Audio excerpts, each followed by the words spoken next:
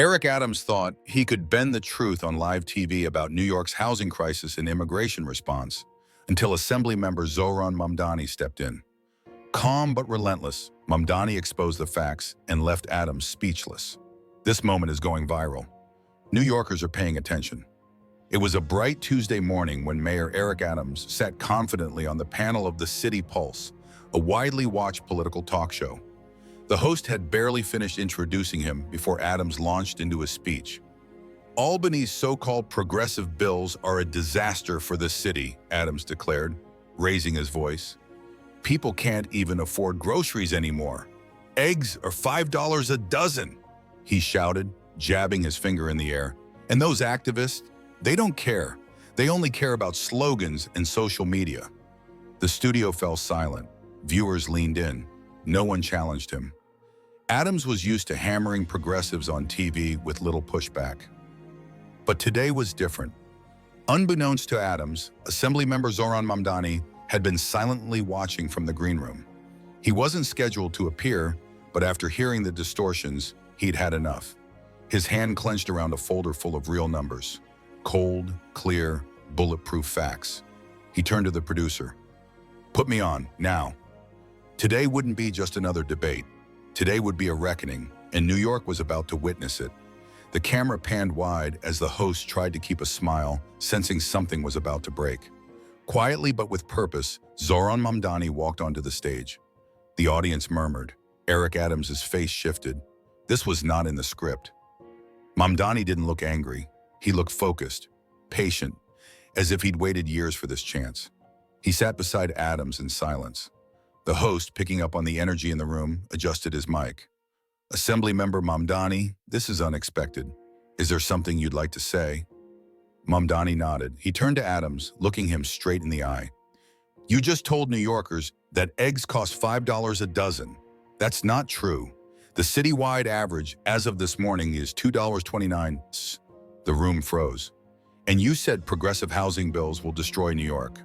For once, let's talk about the facts." He opened his folder. The camera zoomed in.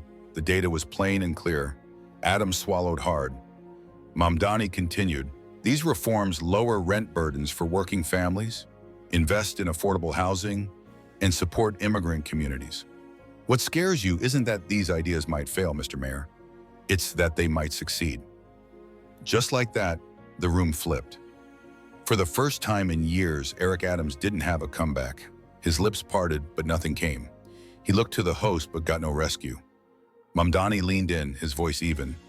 "You've spent too long blaming everyone else. You call these bills a disaster, but they keep single mothers in their homes, give small businesses a chance, and protect the people you say you serve." A woman in the audience gasped.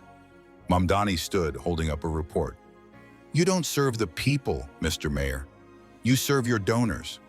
While you're blaming the activists, millions of dollars for affordable housing have gone missing on your watch." Adams flushed red. That's slander," he barked. Mamdani didn't blink. "No, it's math, it's records, it's public truth." Then came the line that shattered everything. "The only thing more inflated than the prices in this city, Mr. Mayor, is your campaign war chest, filled by the same developers you claim to stand up to." The room erupted, not with noise, but a heavy silence. Adams looked devastated. This wasn't just a debate. This was demolition, and it had only just begun. Mamdani's words echoed in the studio. "The only thing more inflated than the prices in this city, Mr. Mayor, is your campaign war chest." Nobody clapped, nobody cheered. They simply stared, witnessing a political earthquake live. Adams looked as if he'd been stripped bare in public. He opened his mouth to respond, but nothing came out. Mamdani didn't shout. He didn't gloat. He spoke steadily, like a teacher correcting a student who should have known better. "You thought nobody would check your facts.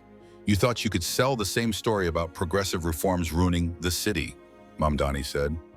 "But these policies are a lifeline for working New Yorkers, the ones you've forgotten." The camera caught audience members. A woman clutched her chest. A worker wiped his eyes. Adams shook his head, mumbling, "You're twisting it." Mamdani raised a hand. "No, Mr. Mayor. For once, we're telling the truth. And the city kept watching. Mamdani turned to the audience, not to grandstand, but to explain clearly and calmly. These reforms don't destroy New York. They're saving it. Lower rent for families. Tip protections for restaurant workers. Support for mothers working double shifts. Real investment in public housing and immigrant services. That's how you protect New Yorkers. People nodded. The facts were too clear, too human to ignore.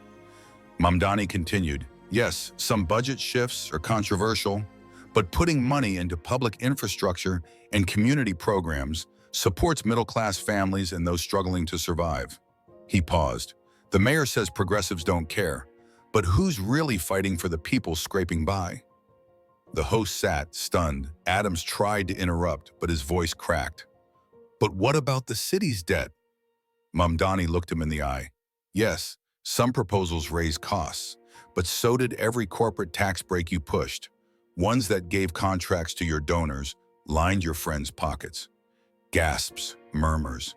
This wasn't just a takedown. It was an awakening. Adams's hands shook as he reached for his water glass. He tried to steady himself, but his voice faltered. You're making me the villain, Zohran, when I've spent my life serving New Yorkers. Mamdani turned softly. You were supposed to be the people's voice, Mr. Mayor, but somewhere along the way you became their gatekeeper. Another shockwave rippled through the room. Mamdani opened another folder. Your records, Mr. Mayor, millions earmarked for affordable housing disappeared, and you signed the checks. Adams turned pale. This isn't the place. Mamdani cut him off. No, this is exactly the place. Live TV, because the people deserve to know. You're not afraid of progressive policies. You're afraid of what happens if they actually work. A man in the back stood, eyes red. Tell the truth, Eric, he shouted. More voices joined. You've lied too long. Let Zohran speak. Adams's face fell. The authority Eric Adams once commanded melted away in real time. This was no longer a debate. This was the day the mask fell off. For the first time in his long public life, Mayor Adams had nowhere left to hide. As Adams shifted uncomfortably, searching for words, Zohran Mamdani gently lifted a photograph from his folder. It showed an elderly man, a retired MTA worker, standing beside a crumbling walk-up in the Bronx. This is Mr. Johnson, Mamdani said, voice steady. He dedicated 30 years to this city, but because of the housing cuts your administration signed off on, he almost lost his heat last winter. Mamdani turned the photo to the camera. Mr. Johnson had to choose between his medicine and keeping warm. Meanwhile, you flew to a gala in Miami on a developer's private jet, paid for with campaign donations. A hush swept the studio. The host looked visibly rattled. From the audience, a man rose. I'm a retired transit worker. And he's right, he said, his voice cracking. My rent went up, my benefits didn't. Others began to stand. A woman in scrubs wiped her eyes. We trusted you, Eric, she whispered. Adams looked around, seeing the faces for the first time. Mamdani didn't gloat. He simply said, you talk about compassion, but somewhere along the way, you forgot what it looks like. That line didn't just sting, it broke something open in Adams, and the city kept watching, eyes wide, hearts heavy. The host tried to regain control. Mr. Mayor, do you deny what Assemblymember Mamdani just shared? Adams stammered, I don't handle individual benefits cases, that's not... Mamdani raised his hand. Let me help you, since you won't, he said. He unfolded another sheet. Under your leadership, Mr. Mayor, more than $85 million in housing assistance went unaccounted for in just 2 years. He turned to the audience. That's homes for seniors, shelters for abuse survivors, rent support for single parents. Gone. A mother in the front row quietly sobbed, her hand over her mouth. Mamdani continued. Meanwhile, Mr. Adams claims that the housing justice bill will ruin New York. Let me tell you what it really does. He looked straight into the camera. It keeps families in their homes. It helps working New Yorkers keep more of their paycheck. It ensures support is fair by making sure the richest pay their share and the neediest aren't left behind. He paused. Yes, it costs money, but it doesn't bury the future. It builds it. And at that moment, thousands watching from home began to realize maybe they'd been lied to all along. Adams tried one last time to regain control. "You think this bill is going to fix everything?" he snapped. "This is just theater, Zohran. You're putting on a show." Mamdani's eyes narrowed. Then came the sentence that would echo for weeks. "No, Mr. Mayor, you are the show, and tonight is closing night." The audience gasped. Cameras zoomed in on Adams's face, ashen, hollow, defeated. Mamdani continued, voice gentler now. "You've spent years pretending to fight for the people, but you fought for your seat, your donors, your image." He lowered his voice, almost kind. And today, that image fell apart. Adams slumped in his seat, hands limp in his lap. Outside the studio, the clip was already spreading. New Yorkers shared it, replayed it, cried over it. Families who struggled, transit workers who were forgotten, tenants who felt invisible. This wasn't just a political moment. It was a moral awakening. And Zohran Mamdani didn't just win an argument. He gave people their voice back. But the reckoning wasn't over. Not yet. The next chapters would reveal everything Adams had worked so hard to hide. Backstage, chaos brewed. Staffers whispered nervously. Producers stared at monitors as the viewer count exploded. One whispered, "We've never seen anything like this." But Mamdani wasn't thinking about ratings. He was thinking about truth. He leaned toward the host, calm but firm. "Let me finish. The people deserve it." The host nodded. Mamdani turned back to the audience and pulled out a final document. "Since Mr. Adams wants to talk about immigration, let's talk about the truth." He held up a photograph of a young girl. "This is Maria, 6 years old. Her mother was murdered by a gang in Honduras. Maria was brought to New York by strangers, ended up alone in the city's shelter system. She almost slipped through the cracks." Gasps filled the room. Adams looked stunned. Mamdani's voice cracked, just slightly. "We found her. She's safe now. But this happened because the system is broken. Stronger protections and support for immigrants are not cruelty. They're what saves children like Maria." Tears streamed down faces in the crowd. Even the cameraman sniffled. Mamdani was just getting started. As Mamdani spoke, footage played on the studio's big screen. Images of crowded shelters, children sleeping on cots, families desperate for housing. Mamdani let the silence stretch. Then softly, "Every time we tried to fix this, Mr. Adams called us unrealistic, radical. But tell that to Maria's mother, if she were still alive." The audience shifted, uncomfortable. Adams muttered, "This is emotional manipulation." Mamdani's voice stayed calm but carried steel. "No, Mr. Mayor, this is reality. The one you ignored while hiding behind talking points and photo ops." He stepped closer. "While you cried crocodile tears at press conferences, families cried real tears burying real children." The camera panned across the room. Grown men wiped their eyes. A Latina mother in the third row rocked silently, hands covering her mouth. The host said nothing. He didn't have to. New York was watching. Mamdani didn't want applause. He wanted change. He knew the truth moved people deeper than any noise.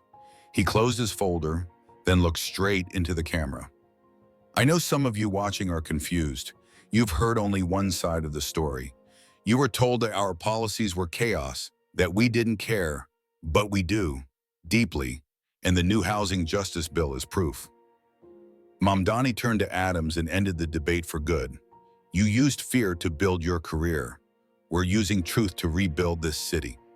Adams's face dropped. He looked small, defeated. Then something no one expected happened. A woman in the crowd stood holding her toddler.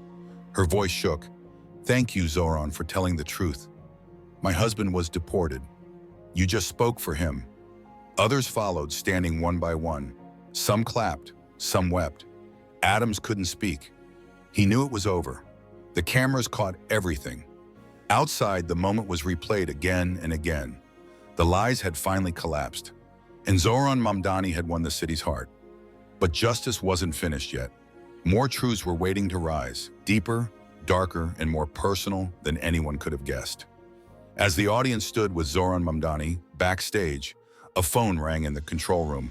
The producer answered, uncertain. It was City Hall. The governor was watching. "Let him keep going," came the command. "Don't cut away. Let New York hear it all." Back on stage, Adams' team panicked. A staffer rushed up, handing him a folded note. Adams read it, his face turning pale. The message was clear. Don't fight, step back. But it was already too late. Mamdani wasn't finished. He raised a final document for that segment. "This is a state audit," he said, voice unwavering. "It shows $3.6 million redirected from a housing fund meant for veterans in Brooklyn. All signed off by you, Mr. Mayor." A heavy thud. Adams' water glass hit the floor. The host gasped. "Are you sure this is authentic?" Mamdani nodded. "Verified this morning by 3 independent agencies." Adams couldn't speak. He looked around like a man trapped. Then Mamdani leaned forward and spoke so softly it chilled the room. "New York gave you its trust. You spent it on yourself." In that moment, Eric Adams knew his career had just ended on live TV. Silence lingered in the studio. Cameras zoomed in on Adams's trembling hands. He looked up at Mamdani. You don't understand the pressure." Mamdani paused. "We all feel pressure, Mr. Mayor, but not all of us turn our backs on the people who trusted us." A single tear slid down Adams' cheek. "I started with good intentions."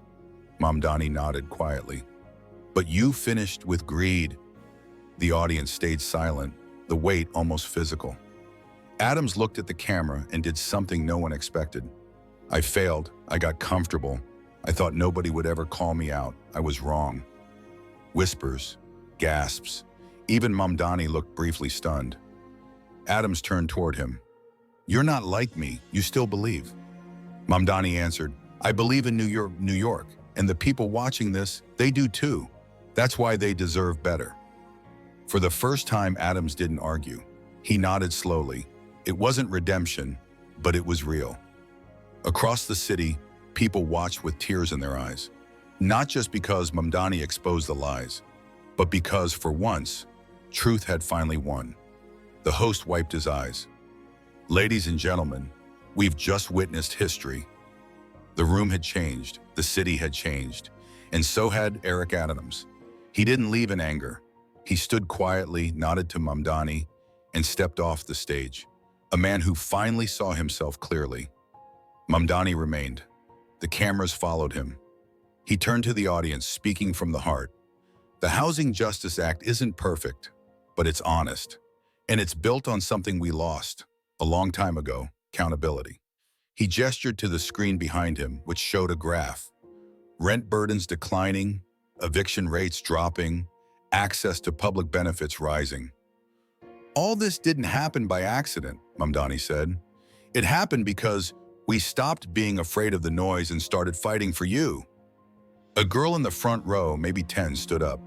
"Thank you, Mr. Mamdani." Her voice was small but powerful. Mamdani's eyes shone with tears. "No, thank you. You remind me why we fight." And that was the moment New York didn't just respect Zohran Mamdani. They loved him. Because he didn't just win an argument. He touched the city's soul. When the show returned from a commercial break, something unexpected happened. A live call-in segment opened. The first caller was an older man, his voice trembling but strong. "Hello, my name is Harold.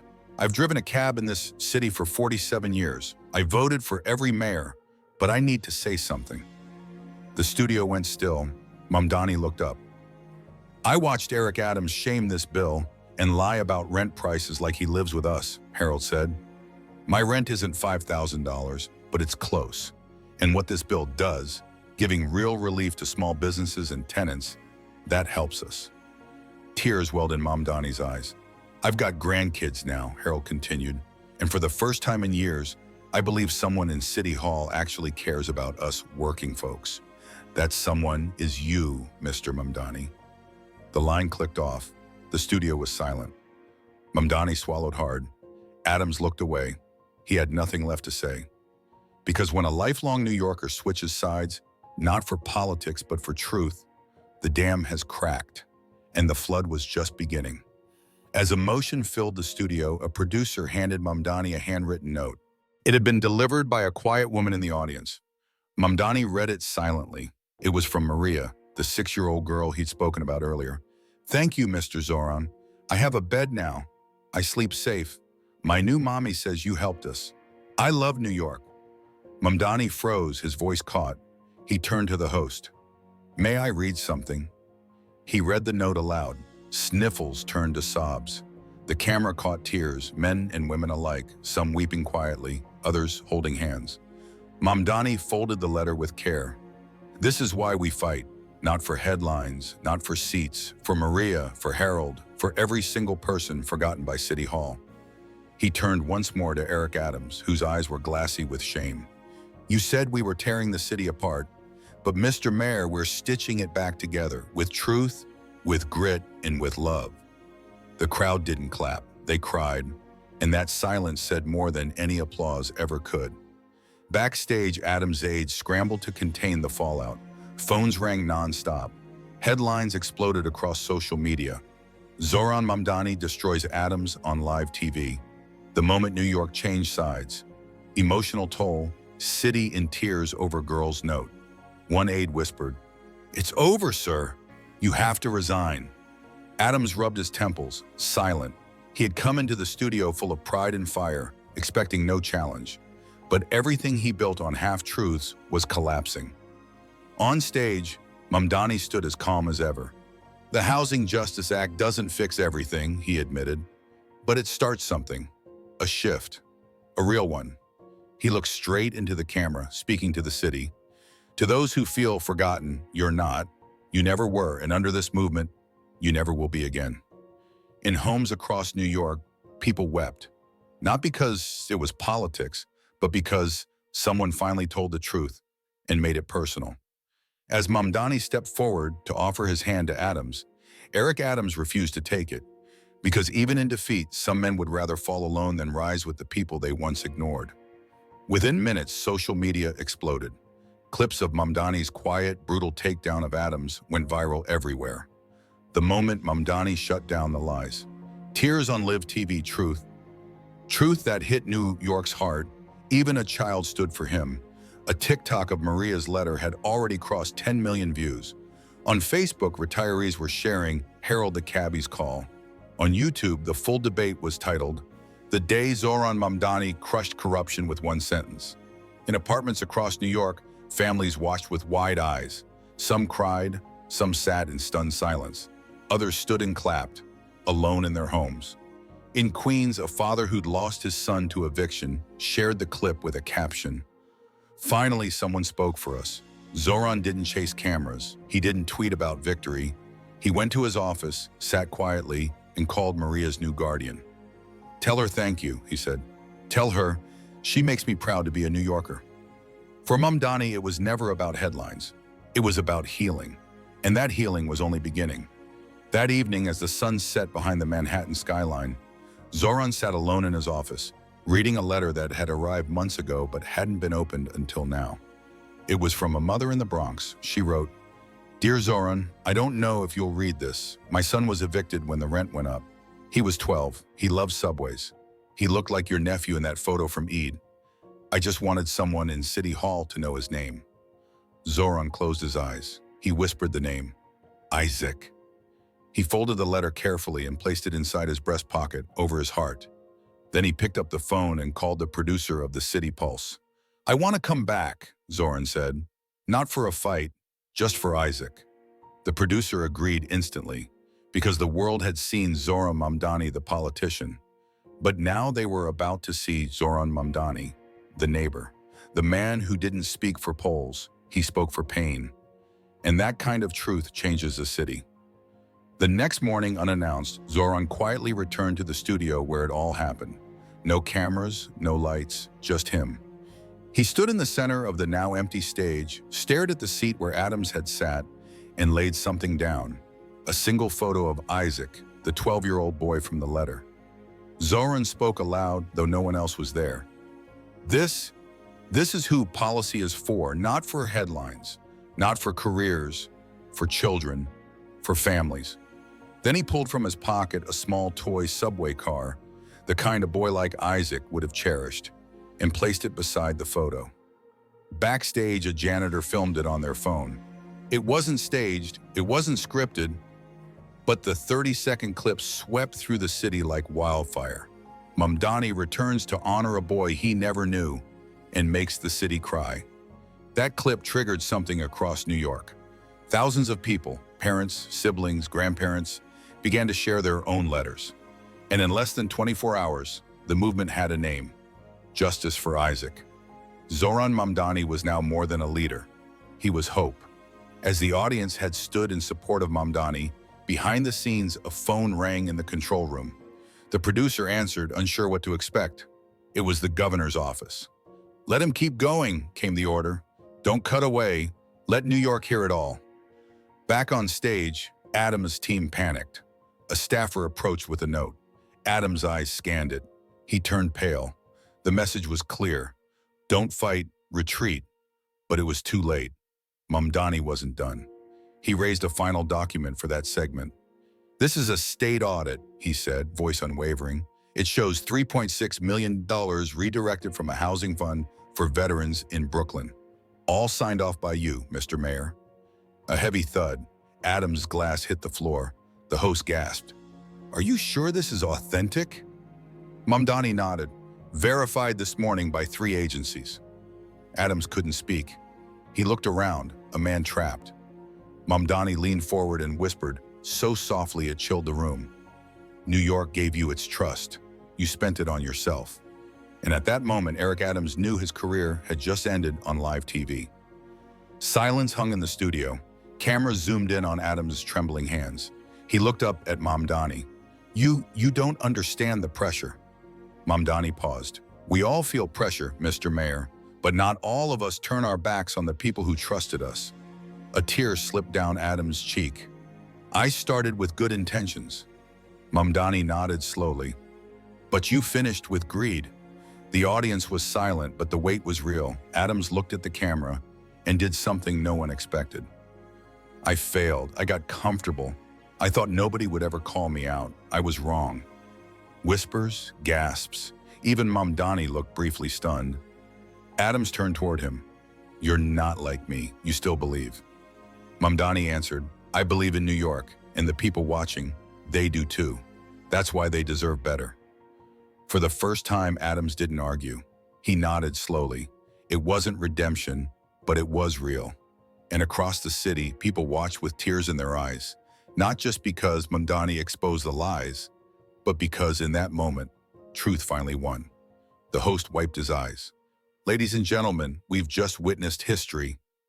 The room had changed, the city had changed, and so had Eric Adams. He didn't leave in anger. He stood quietly, nodded to Mamdani, and stepped off the stage, a man who finally saw the mirror for what it was. Mamdani stayed behind. The cameras followed him. He turned to the audience, speaking from the heart. "The Housing Justice Act isn't perfect, but it's honest, and it's built on something we lost a long time ago: accountability."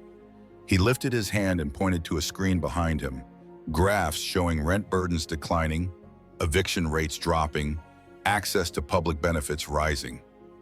"All this," Mamdani said, "didn't happen by accident.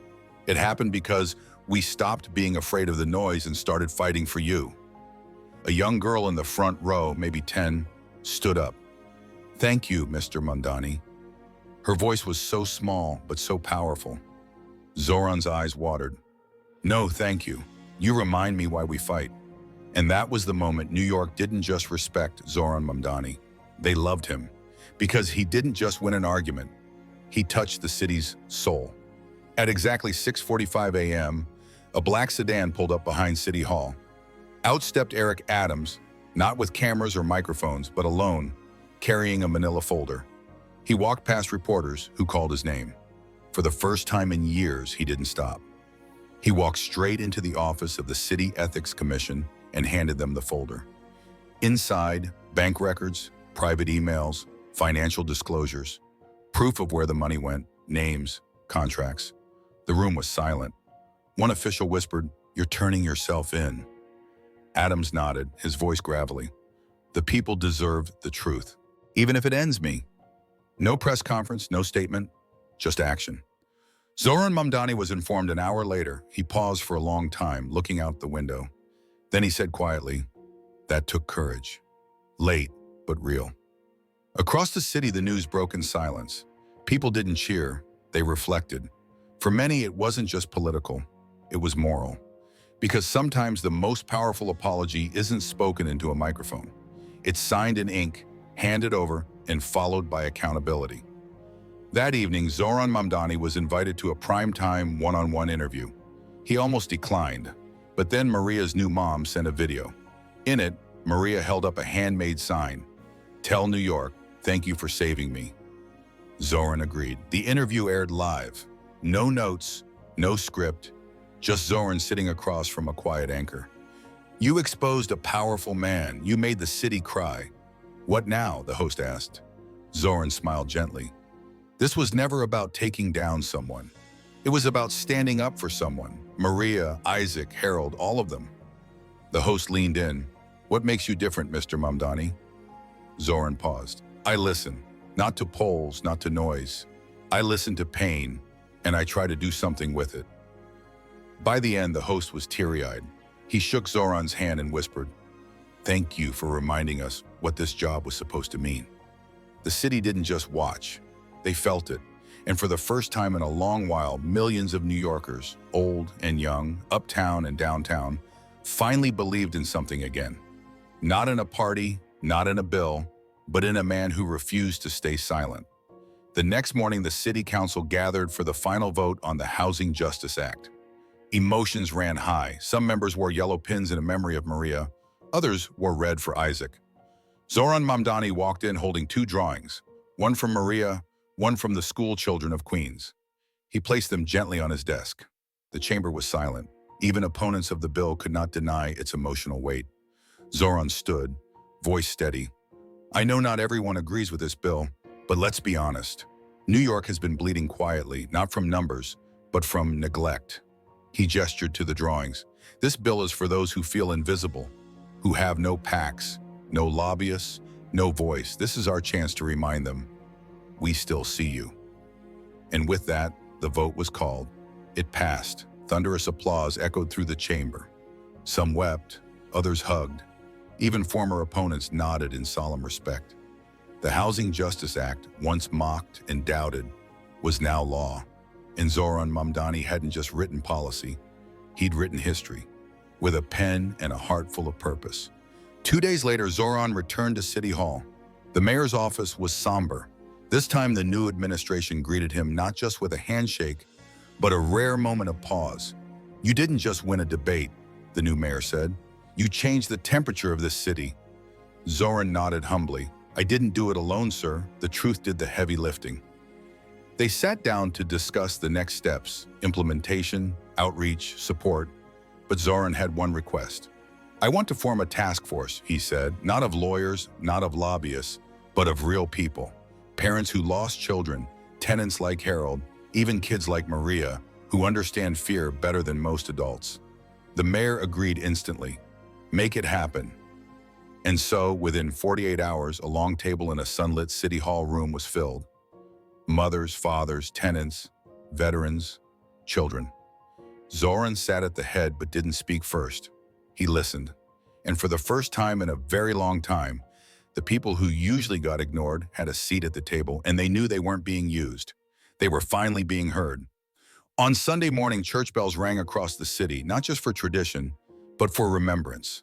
In small chapels and grand cathedrals, congregations prayed for truth, unity, and healing.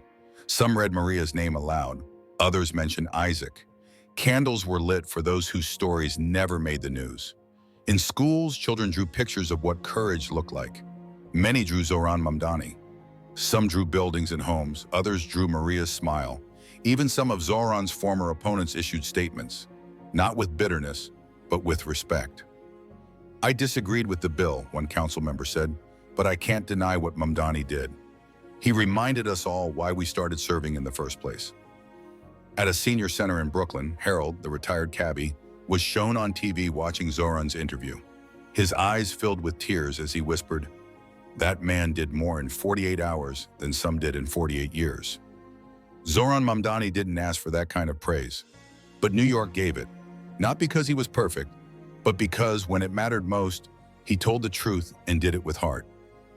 That evening, Zohran sat before a single camera. No fancy lighting, no script, just him in a quiet room. He looked straight into the lens.